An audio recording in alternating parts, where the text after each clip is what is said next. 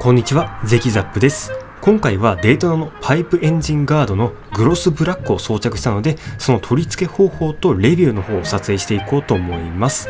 取り付け方法についてはブログでも解説しておりますので、ぜひね、概要欄からチェックしていただけたら嬉しいです。それではね、早速取り付けていきますが、まずはセンタースタンド立てていきましょう。はい、できましたね。ここから取り付けていきます。で、今回外すのはこちらの純正のパイプエンジンガードですね。これを外していきます。で、このハンターカブ裏から見てもらいたいんですけど、このようにね、ロアカバーっていうのがあるんですけど、そこに4箇所ですね、このプッシュリベットっていうのがあるんで、そちらを外していきます。このようにドライバーとか何でもいいんですけど、真ん中部分をゴツンと押してください。こんな感じですね。これで4箇所押せましたら、ロアカバーの方を爪を折らないように気をつけて外していきます。はい、外せました。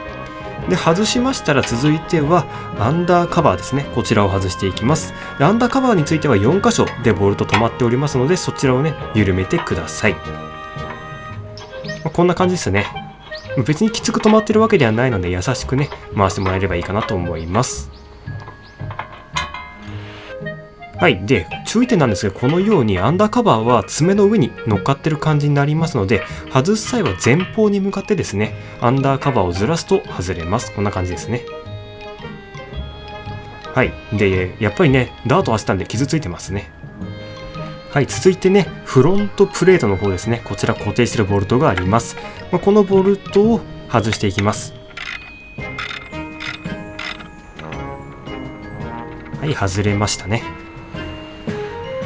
続いて下からですね。下の部分にもありますので、こちらも緩めます。これはちょっときつかったですね。はい、外れましたね。そしたら最後ですね、こちらで下方向から緩めれば OK です。はい、で、ここのね、2箇所ボルトがありますので、六角レンチ差し込んでください。で、下からね、手で押さえておくとパイプが落っこちなくていいです。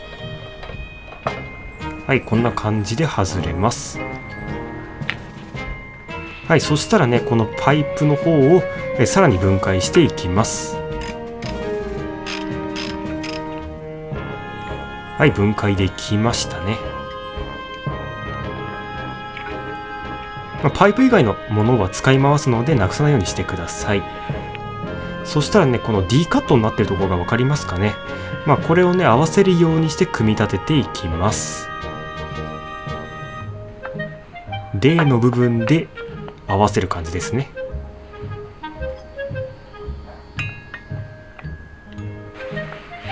はい、そしたらパイプエンジンガードのエンドキャップですね。こちらをつけておきます。ちょっと硬いですね。入りましたね。あと1段階ですね。いや、こうね、エンジンガードないとなんかハンターカーブも味気ない感じですよね。はい、ということでね、ここからね、続きはもう元通り戻すだけなので、逆の手順でどんどん組み上げていきます。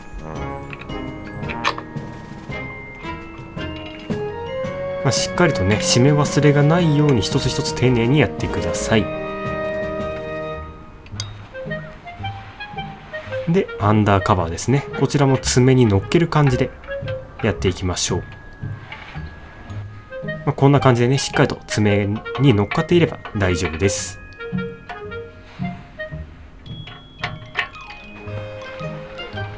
最後はロアカバーですね。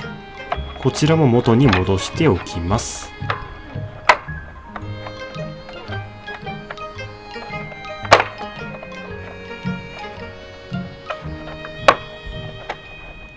はい。で、プッシュリベットの方なんですけど、こちらね、押し込んだやつを一旦戻してもらって、この状態でまたくっつけてあげます。ちょっとね、見づらいんですよね。ちょっと手探りになりますが、4箇所戻しておきます。戻しましたら、飛び出してるやつをね、パチンと元に戻してあげれば OK です。はい、装着するとこんな感じになります。やっぱりね、マットブラウンのボディカラーにはブラックの割合を増やしてあげると非常に見た目がかっこよくなると思います。前方から見てもこんな感じで、すねがしっかりとガードされていることがわかります。上から見ても存在感はかなりありますね。目立ってますね。